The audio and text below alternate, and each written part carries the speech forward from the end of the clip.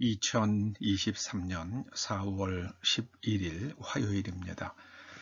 오늘 예수님의 친언 287번째 꼭지는 베드로전서 4장 7절에서 11절까지의 말씀입니다. 먼저 말씀을 함께 읽어보시겠습니다. 만물의 마지막이 가까이 왔으니 그러므로 너희는 정신을 차리고 근신하여 기도하라. 무엇보다도 뜨겁게 서로 사랑할지니 사랑은 허다한 죄를 덮느니라. 서로 대접하기를 원망 없이 하고 각각 은사를 받은 대로 하나님의 여러 가지 은혜를 맡은 선한 청지기 같이 서로 봉사하라. 만일 누가 말하려면 하나님의 말씀을 하는 것 같이 하고 누가 봉사하려면 하나님이 공급하시는 힘으로 하는 것 같이 하라. 이는 범사에 예수 그리스도로 말미암아 하나님이 영광을 받으시게 하려 함이니 그에게 영광과 권능이 세세에 무궁하도록 있느니라. 아멘. 아멘. 사도 베드로는 만물의 마지막이 가까이 왔다 이렇게 말씀합니다. 여기서 마지막으로 번역된 헬라어는 텔로스입니다. 마지막으로 종종 번역되는 또 하나의 헬라어는 에스카톤입니다. 에스카톤은 모든 것의 완성을 뜻합니다.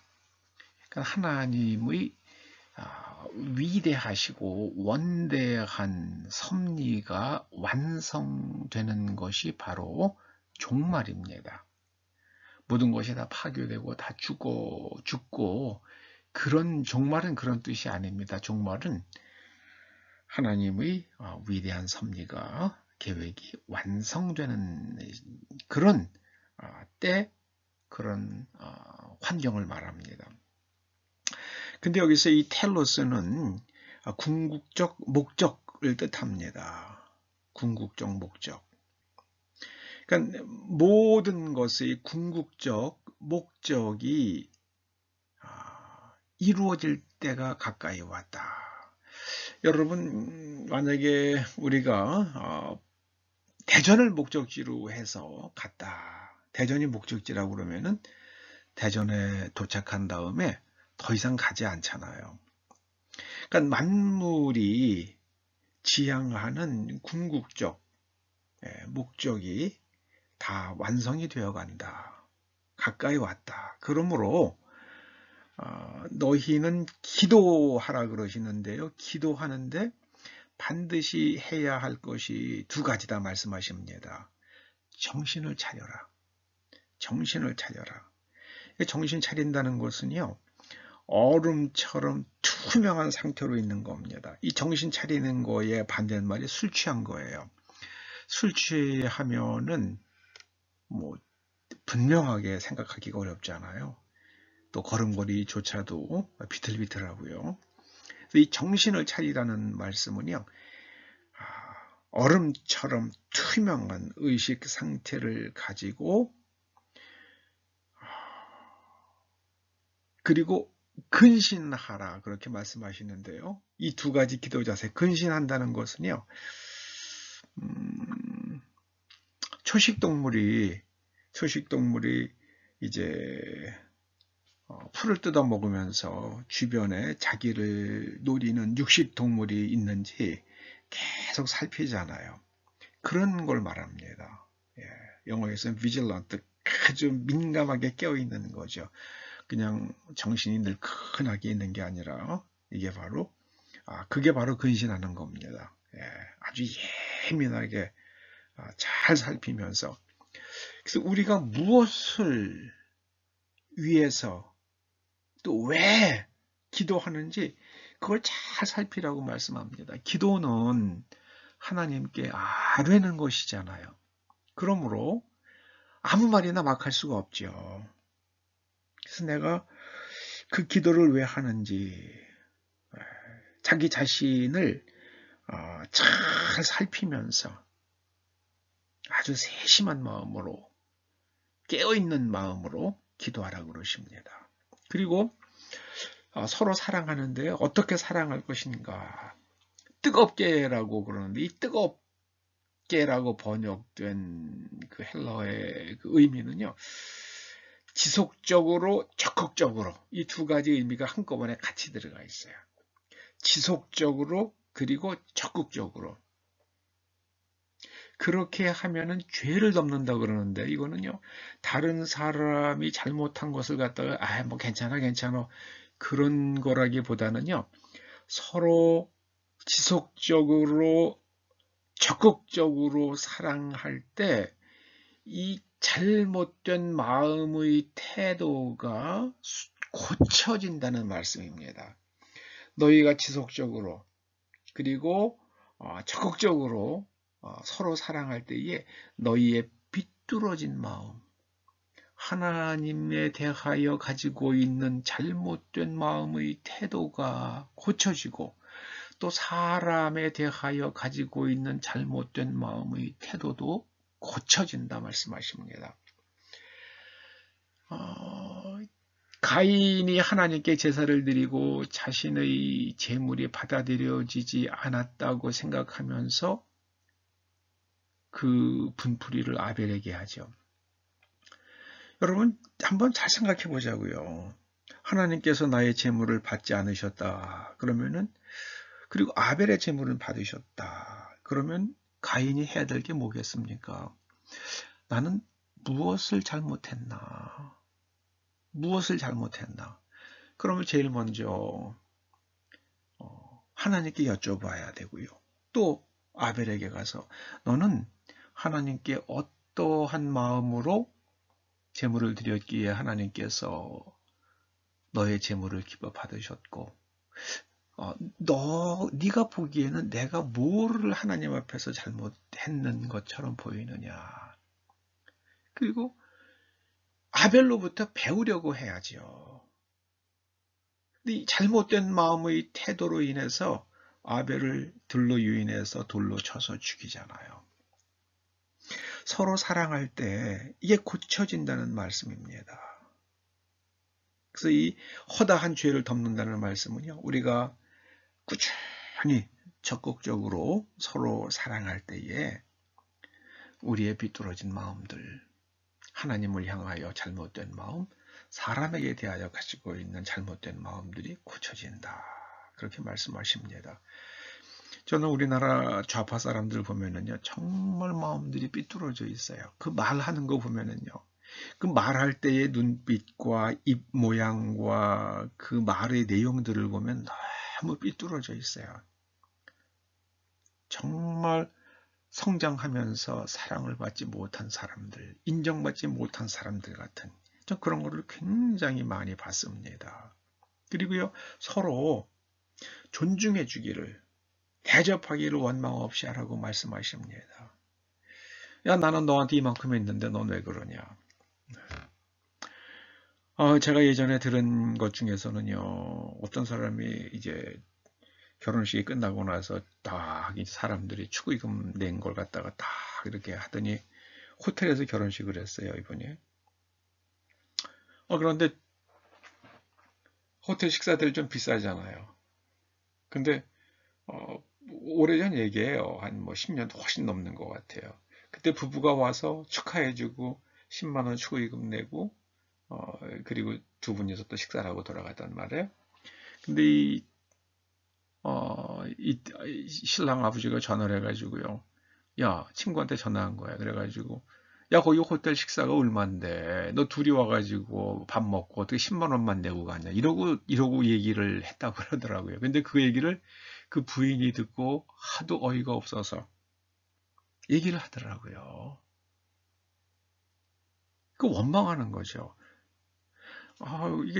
이게 무슨 축의금 안 해도 돼. 그냥 와서 이렇게 내 결혼식 자녀 결혼식 와서 이렇게 축하해 준 것만도 너무 고맙고 시간 내줘서 와서 너무 고맙고 근데 거기다가 또 우리 또 주머니를 생각을 해가지고 또 식비라도 좀 도와주고 갔으니까 너무 고맙지 않아요?